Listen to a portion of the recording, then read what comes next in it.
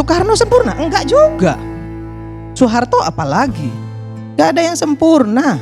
Yang sempurna itu Nabi Rasulullah ya, enggak sempurna. Itu manusia pilihan loh. Karena apa? Karena dia manusia. Nyaris kita tidak temukan manusia yang sempurna kecuali Nabi dan Rasul yang punya sifat maksum.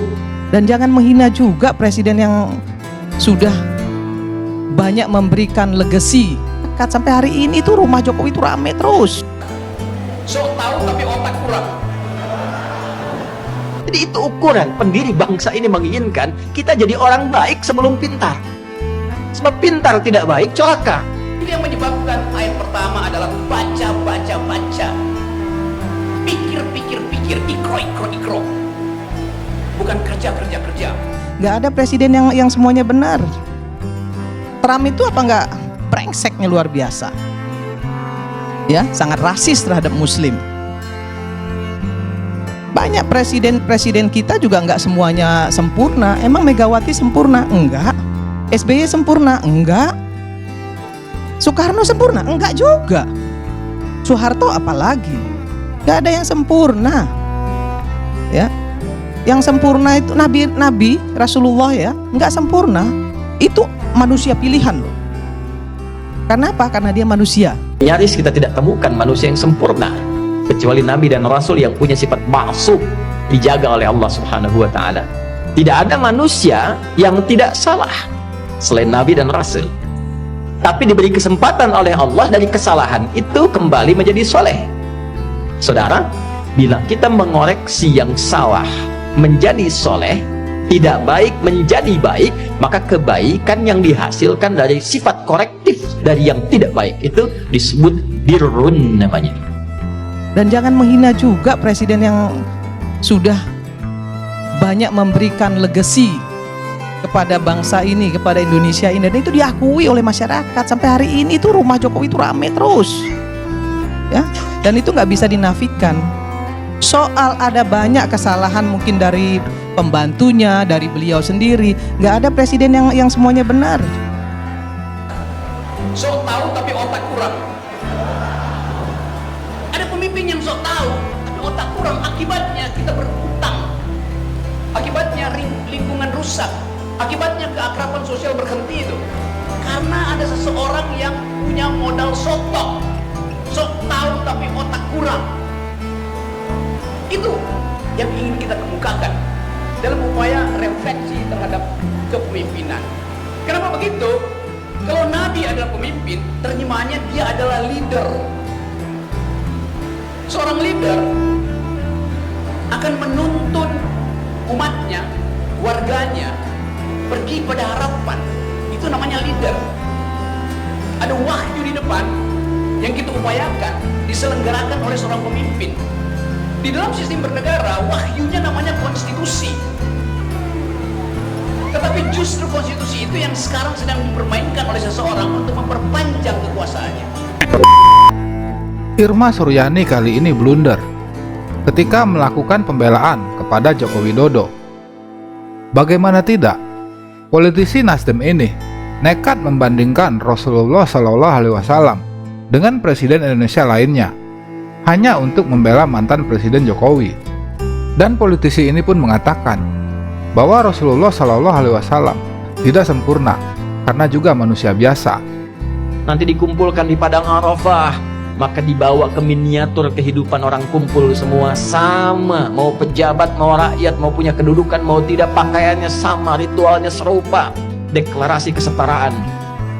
Bahkan sebelum PBB deklarasi, sebelum ada terbentuk banyak negara, Islam sudah memperkenalkan kesetaraan.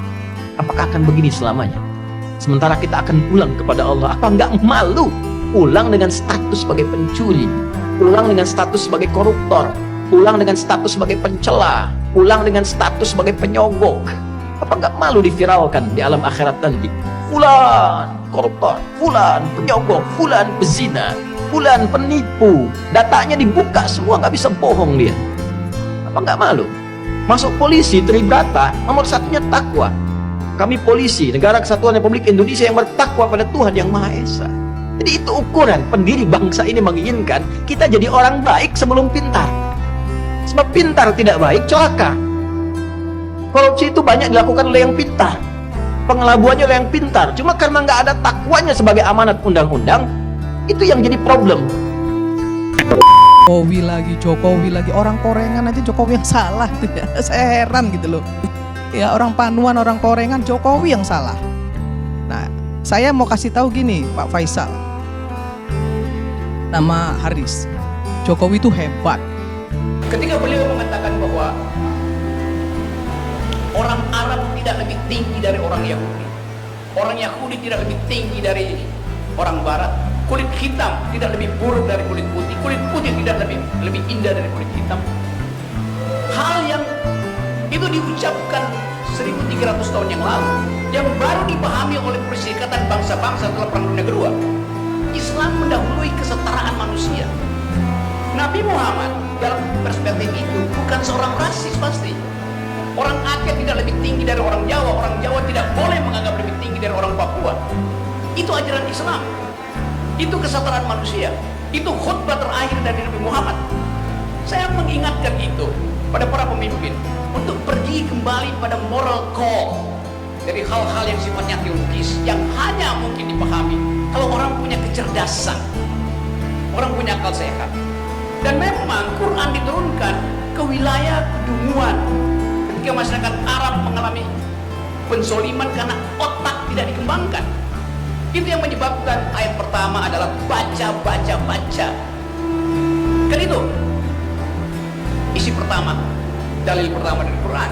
Baca, belajar, pikir, ikro. Bukan kerja.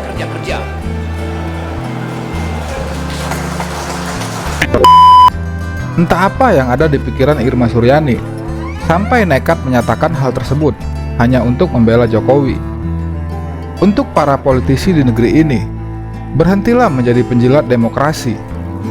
Karena semua yang Anda lakukan akan dipertanggungjawabkan di hari akhir nanti. Di negeri ini, kita tidak kekurangan politisi pintar. Namun rakyat Indonesia saat ini membutuhkan politisi dan pejabat yang benar, yang mengutamakan moralitas dan integritas, bukan hanya mengandalkan kepintaran tanpa moral, yang akan menyebabkan rusaknya sistem politik di negeri ini. Saya agak-agak risih sebenarnya ya. Kalau bicara soal Jokowi itu seolah-olah Jokowi itu virus yang harus dihabisin gitu. Saya bukan mau bela Jokowi, tapi kalau semua masalah kayaknya ditimpahin dengan Jokowi, kok kayaknya Jokowi ini kayak sampah gitu loh. Ya. Kalau kita pakai dalil kepemimpinan Nabi Muhammad, yang pertama bukan elektabilitas tapi etikabilitas, kejujuran yang pertama, etikability atau moralitas. Yang kedua intelektualitas, supaya bisa membaca ketidakadilan, baru elektabilitas. Itu yang disebut mazhab kepemimpinan Nabi Muhammad. Elektabilitas adalah nomor 3. Nomor 1 adalah etikabilitas. Nomor 2 adalah intelektualitas. Nomor 3 baru elektabilitas. Jadi kita nggak ingin disogok oleh lembaga survei. Itu yang menerangkan kenapa pemerintah merasa cemas dengan adanya kepemimpinan baru. Aceh dulu dikuasai oleh KUHP Belanda, yaitu tidak boleh menghina Ratu Wilhelmina, menghina ratu atau raja Belanda, itu dihukum itu dengan pidana badan. Memang itu betul pada waktu itu karena tubuh publik raja atau tubuh publik ratu menyatu dengan tubuh privatnya. Kalau dihina tubuh publiknya, tubuh privatnya juga terhina. Kalau dihina tubuh privatnya, tubuh publiknya terhina. Kenapa? Karena ratu itu tidak dipilih. Ratu itu menganggap dia dapat warisan, entah karena darah, entah karena Tuhan itu. Jadi menyatu antara tubuh publik dan tubuh privat sang pemimpin. Waktu kita memilih republik dan demokrasi, tubuh itu dibedakan. Ada tubuh privat presiden namanya Jokowi, ada tubuh publik presiden namanya Presiden Jokowi. Sekarang kalau KUHP bilang tidak boleh menghina presiden. Kalau presiden itu tubuh publik, Yang bisa terhina adalah martabat manusia, bukan martabat presiden. Nggak ada istilah martabat presiden. Anda baca ensiklopedia, yang ada human dignity, martabat manusia. Presiden bukan manusia, presiden jabatan. Itu bedanya tuh. Jadi memang itu undang-undang yang undang-undang yang dulu lah. Jokowi lagi, orang Korengan aja Jokowi yang salah tuh ya. Saya heran gitu loh. Ya orang Panuan, orang Korengan, Jokowi yang salah. Nah, saya mau kasih tahu gini, Jokowi itu hebat. Dengan kata lain, Nabi Muhammad mempraktekkan prinsip pertama. Seseorang boleh memimpin kalau dia lolos etikabilitas. Jelas dalilnya. Seseorang bisa memimpin kalau dia lolos intelektualitas. Intelektualitas bukan soal dia sekolah berapa, tapi kemampuan unik dari manusia untuk memakai otak, bukan memakai amplop. Itu yang menyebabkan ayat pertama adalah baca. Pikir, ikro. Bukan kerja.